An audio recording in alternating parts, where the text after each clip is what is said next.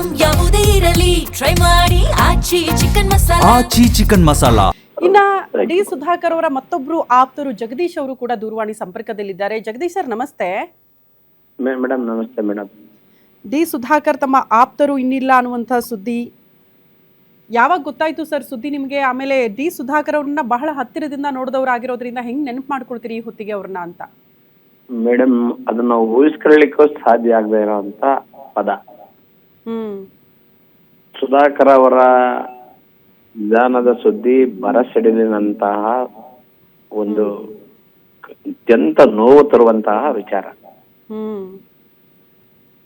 ಈ ಹಿರಿಯೂರು ಕ್ಷೇತ್ರದಲ್ಲಿ ಎಲ್ಲ ಜಾತಿ ವರ್ಗದ ಜನರನ್ನ ಪ್ರೀತಿ ಗಳಿಸಿ ಬಡವರಿಗೆ, ಧ್ವನಿ ಇಲ್ದವರಿಗೆ, ಅಸಹಾಯಕರಿಗೆ ಎಲ್ಲರನ್ನೂ ಕೂಡ ಪ್ರೀತಿಯಿಂದ ಕಂಡು ಕೈಲಾಗಿದ್ದಂತಹ ನೆರವನ್ನ ನೀಡುವಂತಹ ಮುಖಾಂತರ ಸುಧಾಕರ್ ಅವರು ಜನರಲ್ಲಿ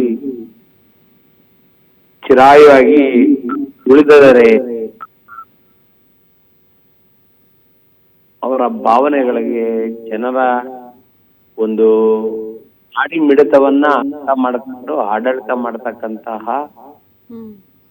ಸುಧಾಕರ್ ಅವರು ಗುಣವನ್ನ ಹೊಂದಿದ್ರು. ಈ ಹಿರಿಯೂರು ಕ್ಷೇತ್ರದ ಪ್ರತಿ ಹಳ್ಳಿಯಲ್ಲಿರುವ ಸ್ಥಾನಗಳ ಅಭಿವೃದ್ಧಿ, ಮಕ್ಕಳ ಶಿಕ್ಷಣಕ್ಕೆ ಒತ್ತು ಕೊಡ್ತಕ್ಕಂಥ ವಿಚಾರ ಇರ್ಬೋದು, ಅಸಹಾಯಕರಿಗೆ ಕಷ್ಟ ಕಾಲದಲ್ಲಿ ಸಹಾಯ ಮಾಡ್ತಕ್ಕಂಥ ಗುಣ ಇರ್ಬೋದು, ಮತ್ತು ದೂರದೃಷ್ಟಿಯ ಉಳ್ಳಂತಹ ಆಡಳಿತ ಮಾಡುವಂತಹ ಆಲೋಚನೆಗೆ ಒತ್ತು ನಾಯಕ ಆಗಿದ್ದ.